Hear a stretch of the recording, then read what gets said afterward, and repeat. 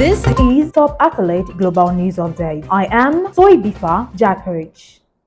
The U.S. National Transportation Safety Board (NTSB) said late on Monday it could not yet tell whether a recovered cabin panel that blew off an Alaska Airlines Boeing 737 MAX 9 plane in mid-air last week had been properly attached. The comments came after Alaska Airlines and the other U.S. 737 MAX 9 operator, United Airlines, said on Monday they had found loose parts on multiple grounded aircraft, raising new concerns among industry experts about how Boeing's best-selling jet family is manufactured. The Federal Aviation Administration (FAA) grounded 171 MAX 9 planes on Saturday after a panel called a door plug blew off the Alaska Airlines flight not long after takeoff from a Portland, Oregon airport on Friday, causing pilots scramble to land the plane safely. The panel, which cover an optional exit door used by airlines that have denser seating configurations, was removed on Sunday by a Portland school teacher who found it in his backyard. The NTSB has not yet recovered the 4 bolts that restrain it from its vertical movements. NTSB engineer Clint Cruikshanks told reporters at a briefing in Portland, and we have not yet determined if they existed there. The door plug is further fastened in place by stop fittings at 12 different locations along the side of the plug and the door frame. Those components hold the door plug in place and prevent it from being pushed out of the aircraft.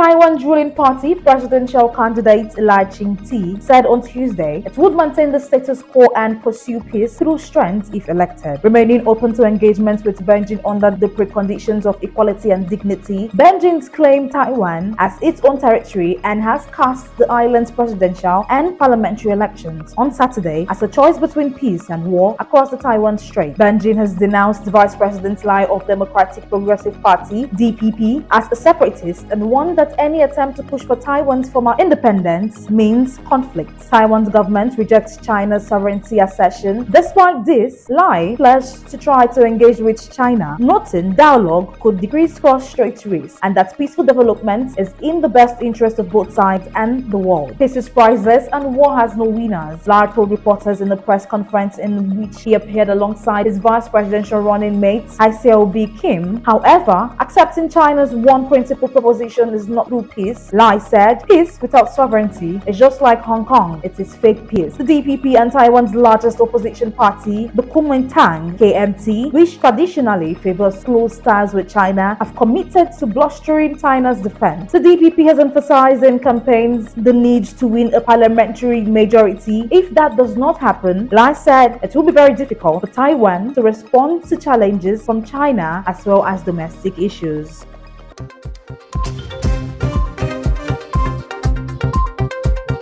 A Russian court said on Tuesday that a U.S. citizen had been detained on drugs charges which can carry up to 20 years in prison. Moscow's Ostakino District Court said that on January 6, Robert Romanov Woodland had been remanded in custody until March 5th on charges relating to the illegal acquisition or possession of drugs. Russian internet news site Smash said that Woodland, 32, was charged with attempted large-scale production and sale of illegal drugs. He was detained on January 5th. March said. A Facebook account in the name of Robert Woodland indicated that he had been working as an English teacher in Russia and lived outside Moscow. He appears to have both Russian and American passports. It was not immediately possible to contact Woodland in Russian custody. The U.S. say that several of its citizens are wrongly imprisoned in Russia, including Marine Corps veteran Paul Whelan and Wall Street Journal reporter Evan Gershkovich. The State Department has repeatedly warned all Americans to leave Russia immediately, citing the risk of wrongful detention and harassment from Russia's security services.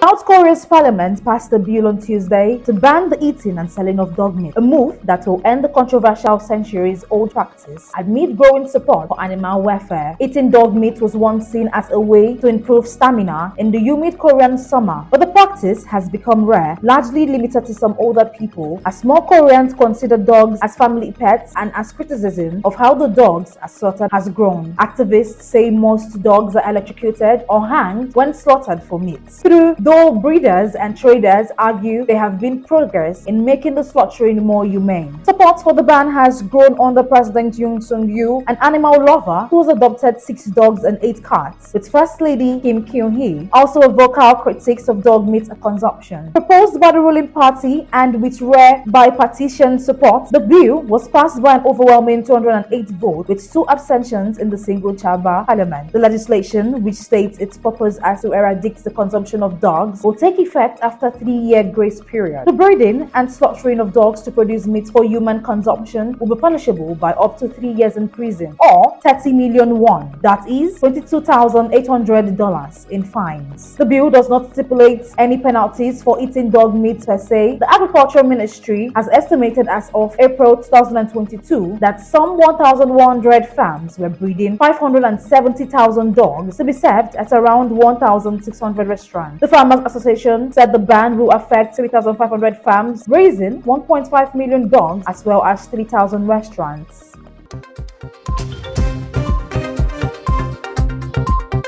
French President Emmanuel Macron was expected to appoint a new Prime Minister on Tuesday as he seeks to boost his second mandate ahead of European Parliament election. The move will not necessarily lead to any major political shift, but rather signals a desire for Macron to try to move beyond last year's unpopular pension and immigration reforms by focusing on new priorities, including reaching full employment. The new Prime Minister will also be tasked with trying to improve Macron's centrist party's chances in the June EU elections. Opinion polls showed them trailing far-right leader Marine Le Pen by around 8 to 10 percentage points. Macron, who has struggled to deal with a more turbulent parliament since losing his absolute majority shortly after being re-elected in 2022, announced on Monday that Prime Minister Elisabeth Borne was resigning. Education Minister Gabriel Attal, a close Macron ally who became a household name after being appointed government spokesman during the COVID pandemic, was widely cited by political sources and French media as a strong favorite to replace Borne. If that is confirmed, Attal would at 34 become France's youngest prime minister and first to be openly gay. Once a member of France's Socialite Party before joining Macron, Attal was a junior finance minister and became education minister in 2023, making a name for himself as one of the Macron's most savvy ministers, at ease on radio shows and in parliament. Opposition leaders were quickly to say they did not expect much from the change in prime minister.